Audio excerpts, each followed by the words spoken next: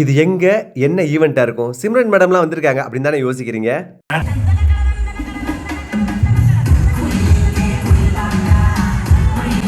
சென்னை லீலா பேலஸில் பார்த்தீங்கன்னா, இன்ஃப்ளூயன்ஸருக்கான ஒரு மீட்டப்பை நம்மளோட ஏர்செல்லோட ஃபவுண்டர், அதாவது இப்போ ஐஓவோட மென்டார் மிஸ்டர் சிவசங்கரன் சார் தான் ஏற்பாடு பண்ணியிருந்தாங்க. அதில் நமக்கும் இன்விடேஷன் வந்திருந்தது. நிறைய பேரோட வாழ்க்கையை ஹெல்த்தியாக மாற்றணுங்கிற வேலையை மட்டும்தான் நான் கரெக்டாக பண்ணிட்டு இருந்தேன்.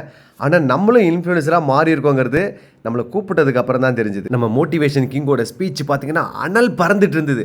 அதை பார்த்துட்டு இருக்கும்போது நமக்கே தெரியாமல் கேண்டிட் கேமரா மாதிரி ஒரு ஃபோட்டோ எடுத்து ஃப்ரேமை போட்டு சர்ப்ரைஸ் பண்ணி அசத்திட்டாங்க நம்ம. அது மட்டும் இல்லாமல் ரொம்ப நாள் வெயிட் பண்ண அந்த கிங்கோட பிளெஸிங்ஸ் பார்த்தீங்கன்னா இன்றைக்கி எனக்கு கிடைச்சிது. அந்த சந்தோஷம் குறையத்துக்குள்ளேயே பார்த்தீங்கன்னா ஃப்ரான்ஸ்லேருந்து ஜி பூம்பா ப்ரோ வந்திருந்தார். நிறைய விஷயத்தை அவரோட நான் ஷேர் பண்ணிகிட்டு இருந்தேன். அப்புறம் பார்த்திபன் சாரோட ஸ்பீச்சு, ஸ்ரீதர் மாஸ்டர் அவங்க டாக்டரும் சேர்ந்து ஆடின ஒரு பெரிய டான்ஸு, இதெல்லாம் தாண்டி ஒரு சர்ப்ரைஸ் நடந்ததுங்க. ஆமாங்க, நம்மளோட மென்டார் பார்த்தீங்கன்னா சும்மா ஆடி அசத்திட்டாருங்க. எந்த ஈகவும் இல்லை, இவ்வளோ பெரிய கோடீஸ்வரன் அப்படிங்கிற கெத்தே கிடையாதுங்க. அதனால தான் அவர் ஹெல்த்தியாக இருக்கிறார். அதை பார்த்த உடனே மொத்த டீமும் சேர்ந்து ஆட ஆரம்பிச்சதே பாருங்க. இதை விட ஹாப்பி எண்டிங் ஐஸ்கிரீம் ஓனர் என்ன தெரியும்னு சொன்னார் பாருங்க, அது பெரிய சந்தோஷமா இருந்தது. கடைசியாக தூக்க முடியாத மாதிரி ஒரு கிஃப்ட் பேக் கொடுத்தாங்க. அதில் ஐஓவோட ப்ராடக்ட் அத்தனையும் இருந்தது. முக்கியமாக சப்ளிமெண்ட் டேப்லெட்ஸ் நிறைய இருந்துச்சு.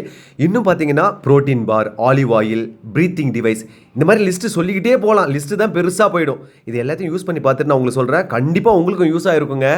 அப்புறம் சொல்லவே தேவையில்லை, 3 வேளை சாப்பாடும் அங்கே தான் செம்மையாக சாப்பிட்டாச்சு.